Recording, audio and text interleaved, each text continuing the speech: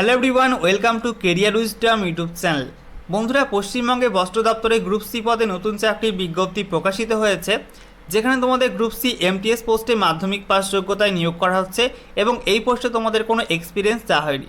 তো এখানে তোমরা ছেলে মেয়ে সকলে আবেদন করতে পারবে এবং পশ্চিমবঙ্গের যে কোনো জেলার প্রার্থীরা তোমরা এখানে অ্যাপ্লাই করতে পারবে এবং আবেদন করতে তোমাদের এখানে কোনো আবেদন ফি লাগবে না, অর্থাৎ বিনামূল্যেই তোমরা এখানে আবেদন করতে পারবে। তো তোমরা কীভাবে ফর্ম ফিল আপ করে আবেদন করবে স্টেপ বাই স্টেপ জানাবো আজকের এই ভিডিওটির মাধ্যমে। তো ভিডিওটি খুবই গুরুত্বপূর্ণ একটা ভিডিও, অবশ্যই তোমরা ভিডিওটা মনোযোগ সহকারে শেষ পর্যন্ত দেখবে এবং অবশ্যই ভিডিওটি লাইক এবং শেয়ার করে দেবে। এছাড়া বন্ধুরা, এখানে তোমাদের কোন কোন পোস্টে নিয়োগ করা হচ্ছে এবং কোন কোন পোস্টের জন্য কী কী শিক্ষাগত যোগ্যতা চাওয়া হয়েছে, সঙ্গে বয়সসীমা কী চাওয়া হয়েছে এবং বেতন কত দেওয়া হবে, তার উপর অলরেডি একটা ভিডিও করে দিয়েছি।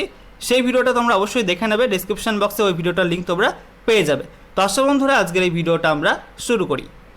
বন্ধুরা, অনস্ক্রিন তোমরা দেখতে পাচ্ছ আমরা এখন রয়েছি কেন্দ্রীয় বস্ত্র মন্ত্রকের national institute of fashion technology কলকাতার অফিসিয়াল ওয়েবসাইটে, অর্থাৎ nift.ac.in/kolkata/careers। তো এখানে আসার পর একটু স্ক্রল ডাউন করতে হবে। স্ক্রল ডাউন করার পর দেখো লেখা রয়েছে বিজ্ঞপ্তি, অফিসিয়াল বিজ্ঞপ্তি, এবং সেই সঙ্গে দেখো বলা হয়েছে কোন কোন পোস্টে নিয়োগ করা হচ্ছে। এরপরে দেখো বলা হয়েছে eligibility criteria and important instruction. এখানে ক্লিক করলে তোমরা কিন্তু অফিসিয়াল বিজ্ঞপ্তি ডাউনলোড করতে পারবে এবং পাশে দেখো লেখা রয়েছে অ্যাপ্লিকেশন সিভি ফরম্যাট। এখানে ক্লিক করলে তোমরা কিন্তু আবেদন করার ফর্মটা ডাউনলোড করতে পারবে। অনস্ক্রিন তোমরা দেখতে পাচ্ছ আবেদন করার ফর্ম, অ্যাপ্লিকেশন অর সিভি। এই ফর্মটা ফিল আপ করে তোমাদের আবেদন করতে হবে। তো দেখো প্রথমেই বলা হয়েছে গুরুত্বপূর্ণ একটা বিষয়, serial number 1 to 6 to be filled in capital letters. অর্থাৎ তোমাদের এখানে প্রথমেই সিরিয়াল নাম্বার 1 থেকে 6 নাম্বার সিরিয়াল পর্যন্ত এই সমস্ত ক্ষেত্রে তোমাদের কিন্তু ক্যাপিটাল লেটার অর্থাৎ বড় হাতের অক্ষরে কিন্তু ফর্মটা ফিল আপ করতে হবে। তো দেখো 1 নম্বরে বলা হয়েছে পোস্ট অ্যাপ্লাইড ফর, পাশে লিখে দেবে তুমি কোন পোস্টে অ্যাপ্লাই করছো। এখানে তোমাদের মাধ্যমিক পাস যোগ্যতায় তোমরা কিন্তু এমটিএস পোস্টে অ্যাপ্লাই করতে পারবে। তো এমটিএস পোস্টে অ্যাপ্লাই করলে তোমরা কিন্তু পাশে লিখে দেবে এমটিএস, ঠিক আছে। তারপরে দেখো 2 নম্বরে বলা হয়েছে ফুল নেম, তো পাশের ঘরে লিখে দেবে তোমার সম্পূর্ণ নামটা বড় হাতের অক্ষরে। তারপরে দেখো পাশে লেখা রয়েছে recent passport size colour photograph paste here. এখানে তোমার একটা recent passport size colour photo লাগিয়ে দেবে, ঠিক আছে। তারপরে দেখো 3 নম্বরে বলা হয়েছে জেন্ডার, তোমার জেন্ডার কি, মেল না ফিমেল সেটা কিন্তু টিক করতে হবে। মেল হয়ে থাকলে মেলের উপর টিক মার্ক করবে, আর ফিমেল হয়ে থাকলে ফিমেলের উপর টিক মার্ক করবে, ঠিক আছে। তারপর দেখো 4 নম্বরে বলা হয়েছে ফাদার্স অর স্পাউস নেম, অর্থাৎ তোমার বাবার নাম লিখতে হবে এখানে, আর বিবাহিত মহিলা হয়ে থাকলে তোমার স্বামীর নাম লিখতে পারো, এখানে বড় হাতের অক্ষরে কিন্তু লিখতে হবে, ঠিক আছে। এরপরে দেখো 5 নম্বরে বলা হয়েছে অ্যাড্রেস পার্মানেন্ট, তো এখানে তোমার স্থায়ী ঠিকানা লিখবে, সম্পূর্ণ বড় হাতের অক্ষরে লিখবে। তারপরে দেখো 6 নম্বরে বলা হয়েছে অ্যাড্রেস ফর করেসপন্ডেন্স, অর্থাৎ তোমার যোগাযোগের ঠিকানা লিখতে হবে, অর্থাৎ পোস্টাল অ্যাড্রেস লিখতে হবে এবং এটাও কিন্তু তোমরা বড় হাতের অক্ষরে লিখবে। তো তোমার যদি পার্মানেন্ট অ্যাড্রেস এবং করেসপন্ডেন্স অ্যাড্রেস এক হয়ে থাকে তাহলে এক লিখবে, আর আলাদা আলাদা হয়ে থাকলে আলাদা আলাদা তোমরা লিখে দেবে। তারপরে দেখো 7 নম্বরে বলা হয়েছে কন্ট্যাক্ট ডিটেলস, এখানে প্রথমেই বলা হয়েছে ইমেল অ্যাড্রেস, তো এর পাশে তোমার ইমেল আইডি লিখে দেবে। তারপরে দেখো বলা হচ্ছে টেলিফোন আর মোবাইল নাম্বার, পাশের ঘরে তোমার মোবাইল নাম্বারটা লিখে দেবে। তারপরে দেখো 8 নম্বরে বলা হয়েছে ডেট অফ বার্থ, তোমার জন্ম তারিখ লিখতে হবে। তো ডে, মান্থ এবং ইয়ার এই ফরম্যাটে কিন্তু তোমার ডেট অফ বার্থ বা জন্ম তারিখ লিখতে হবে, ঠিক আছে। তারপরে দেখো 9 নম্বরে বলা হয়েছে ন্যাশনালিটি, এখানে পাশে লিখে দেবে ইন্ডিয়ান। তারপরে দেখো 10 নম্বরে বলা হচ্ছে রিলিজিয়ান, পাশে তোমার ধর্ম লিখে দেবে হিন্দু না মুসলিম, ঠিক আছে। এরপর দেখো 11 নম্বরে বলা হয়েছে academic record starting with highest degree up to 10 standard, অর্থাৎ তোমার মাধ্যমিক থেকে শুরু করে তোমার হায়েস্ট কোয়ালিফিকেশন পর্যন্ত শিক্ষাগত যোগ্যতা লিখতে হবে। তো এখানে প্রথমেই বলা হয়েছে কোর্সের ঘরে লিখে দেবে মাধ্যমিক অর 10th। তারপরে দেখো বলা হয়েছে name of college or university or institute, তো তুমি যে স্কুল থেকে মাধ্যমিক পাস করেছো সেই স্কুলের নাম এই ঘরে লিখবে।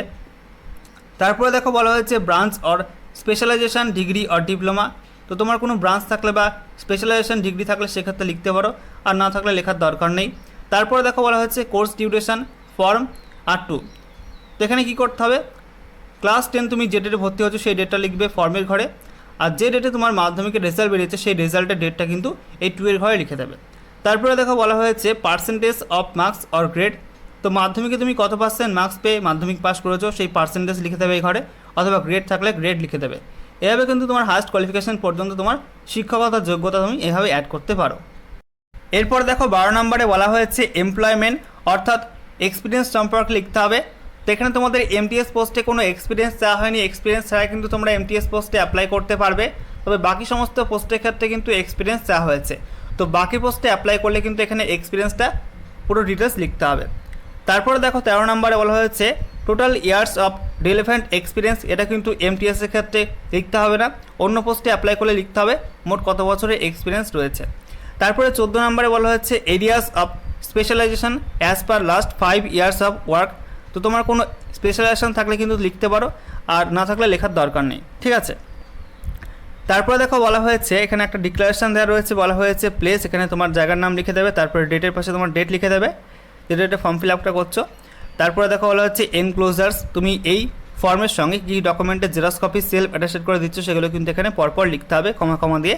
তারপরে দেখো বলা হয়েছে সিগনেচার, এখানে একটা সই করে দেবে এবং নেমের পাশে তোমার নামটা নর্মাল লিখে দেবে, ঠিক আছে। এভাবে কিন্তু সিম্পলি তোমরা ফর্মটা ফিল আপ করতে পারবে। এরপর দেখো ফর্মের সঙ্গে তোমরা কী কী ডকুমেন্টের জেরক্স কপি সেলফ অ্যাটাস্টেড করে দেবে। এখানে বলা হচ্ছে তোমার বয়সের প্রমাণপত্র এবং সেই সঙ্গে তোমাদের শিক্ষাগত যোগ্যতার মার্কশিট এবং সার্টিফিকেট, এছাড়া তোমাদের এমটিএস পোস্ট যারা বাকি পোস্টে অ্যাপ্লাই করলে তোমাদের কিন্তু এক্সপিরিয়েন্স সার্টিফিকেট দিতে হবে। এই সমস্ত ডকুমেন্টের জেরক্স কপি সেলফ অ্যাটাস্টেড করে তোমার কিন্তু অ্যাপ্লিকেশন ফর্মের সঙ্গে দিতে হবে। তো তোমরা অফলাইন অথবা অনলাইন যে কোনো মাধ্যমে অ্যাপ্লাই করতে পারবে, কোনো অ্যাপ্লিকেশন ফি তোমাদের লাগবে না। অফলাইনে অ্যাপ্লাই করলে তোমরা এই সমস্ত ডকুমেন্ট তার xerox copy self attested xerox copy এবং পূরণ করা অ্যাপ্লিকেশন ফর্মটা একটা বড় খামের মধ্যে করে ভরবে এবং সেই খামের উপর লিখতে হবে application for the post of, এবং তুমি এখানে যে পোস্টে অ্যাপ্লাই করছো সেই পোস্টের নাম লিখে দেবে এবং তোমরা বাই পোস্টে পাঠিয়ে দেবে এই ঠিকানায়। বলা হচ্ছে to the director, national institute of fashion technology NIFT campus, block LA, plot 3B, sector 3, Salt Lake city, Kolkata 700106, ঠিক আছে। অথবা তোমরা কিন্তু এখানে ইমেলের মাধ্যমে অনলাইনে অ্যাপ্লাই করতে পারবে, সেক্ষেত্রে ইমেল বলা হয়েছে ইমেল আইডি establishment.kolkata@nift.ac.in, এই ইমেল আইডিতে তোমরা কিন্তু মেল করে অ্যাপ্লাই করতে পারবে। তো সেক্ষেত্রে ইমেলের কিন্তু সাবজেক্ট লিখতে হবে application for the post of, এবং তুমি এখানে যে পোস্টের জন্য অ্যাপ্লাই করছো সেই পোস্টের নাম লিখে দেবে এবং ইমেল করে দেবে। এবং লাস্ট ডেট তোমাদের রয়েছে 28 মে 2021, 28/5/2021 তারিখ পর্যন্ত তোমরা কিন্তু এখানে অ্যাপ্লাই করতে পারবে, ঠিক আছে।